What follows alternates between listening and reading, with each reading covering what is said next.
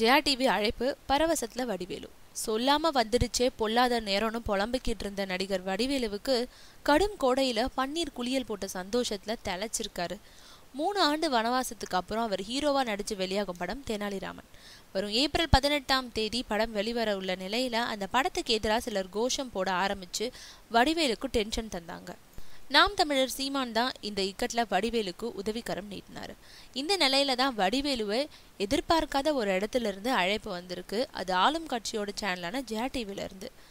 ஆஹா, வந்துடுச்சியா விடிவு காலம்னு குதூகலிச்சவர் சேனல் குறிப்பிட்ட நேரத்துல அவங்களோட ஸ்டுடியோல போய் நின்னுட்டாரு. வரது தமிழ் புத்தாண்டுக்காக ஜெயா டிவிக்கு சிறப்பு பேட்டி வேணும்னதும் சந்தோஷமா மனம் விட்டு பேசியிருக்காராம். பேட்டியில தாராளமா அம்மாவோட புகழையும் பாடியிருக்காராம். அம்மாவுக்கு என் நடிப்பு பிடிக்கும், திரையுலகம் நடத்தின பாராட்டு விழாவில் என் காமெடியை பார்த்து கைத்தட்டி சிரிச்சவங்களாச்சே அந்த மகராசின்னு புகழ்ந்து தள்ளி இருக்காராம். ஹலோ, யாரது வடிவேலு படத்துக்கு எதிராக கொடி பிடிக்கிறது?